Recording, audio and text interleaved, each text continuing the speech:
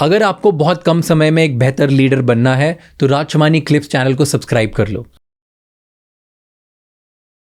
You know one thing when you read about this country, बहुत ज़्यादा, that is fertility centers बहुत ज़्यादा बढ़ गए हैं इंडिया में, राइट? और इंडिया का ओवरऑल जो परसेंटेज है इनफर्टिलिटी का ऊपर जाते जा रहा है. People are not healthy enough, if that's a word, और या तो I don't know what's the word for it, but people are not equipped enough to now have a baby.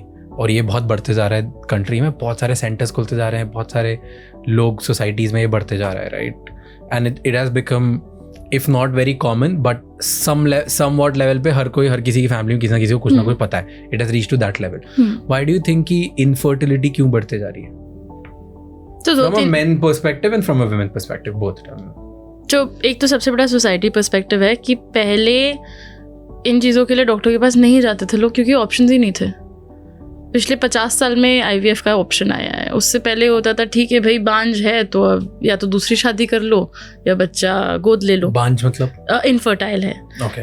And ये जनरली माना जाता है कि फर्टिलिटी औरतों से आती है, जबकि फर्टिलिटी में हम देखते हैं 40% मेल फैक्टर होता है, 40% फीमेल फैक्टर होता है, 20% अनएक्सप्लेन्ड होता है या कंबाइंड फैक्टर होता है. I think what men need to remember is the biggest thing जो हम नहीं ध्यान दे रहे हैं. वन सिंपल थिंग जिससे आप अपनी सेक्सुअल और फर्टिलिटी हेल्थ को रेवोल्यूशनाइज कर सकते हैं, सुट्टा छोड़ सकते हैं.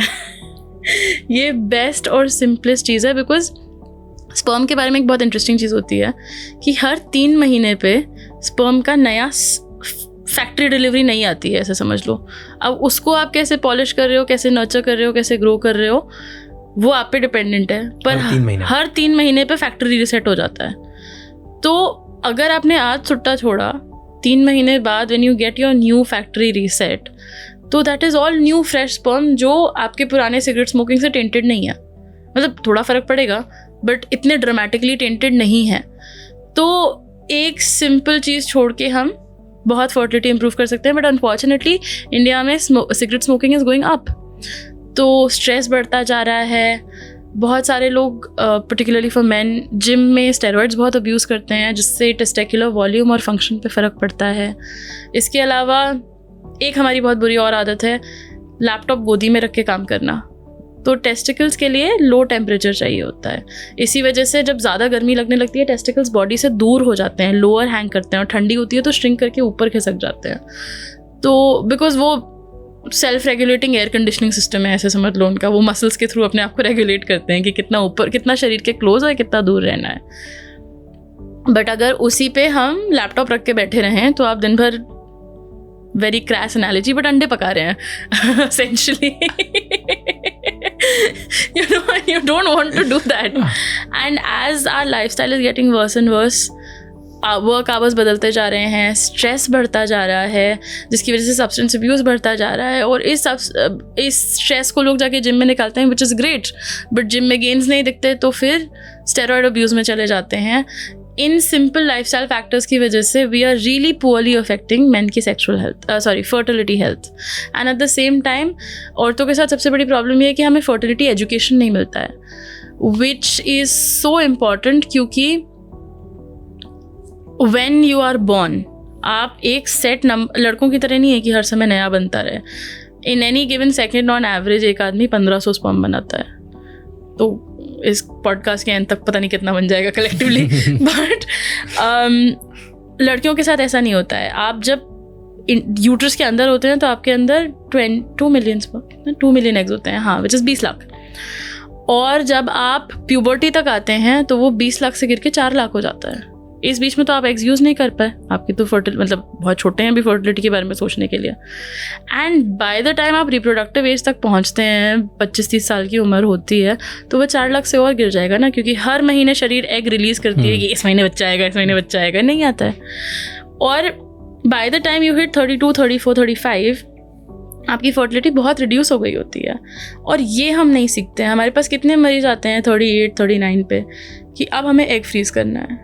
जब तक आपका अकाउंट ऑलरेडी इतना ड्रॉप कर चुका होता है. सो फर्टिलिटी एजुकेशन एक बहुत बड़ा प्रॉब्लम है. एंड अगर हम टाइमिंग मैनेज कर सकें एग फ्रीजिंग के थ्रू, फर्टिलिटी डिलेइंग प्रोटोकॉल्स के थ्रू, तो हम बहुत सारी इनफर्टिलिटी के कॉजेज मैनेज कर सकते हैं. And here's the end point of the biggest thing which got me into this work, क्योंकि मैंने ट्रेनिंग करी थी फर्टिलिटी प्रोसीजर्स में. That is all of my education after MBBS.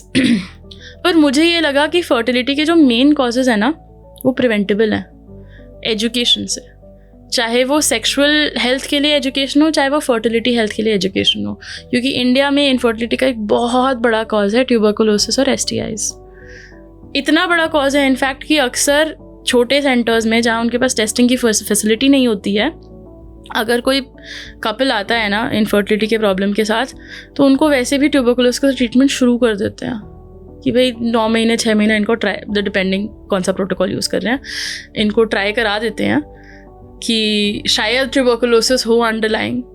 क्योंकि इंडिया में किसी का भी TB टेस्ट करो पॉजिटिव ही आएगा अगर स्किन टेस्ट करो, क्योंकि इतना एक्सपोजर है हमारा TB से.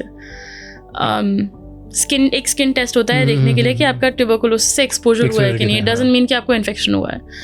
तो एंड छोटे सेंटर्स में जनरली हम मोंटो से ज़्यादा नहीं कर पाते हैं, which is that skin test.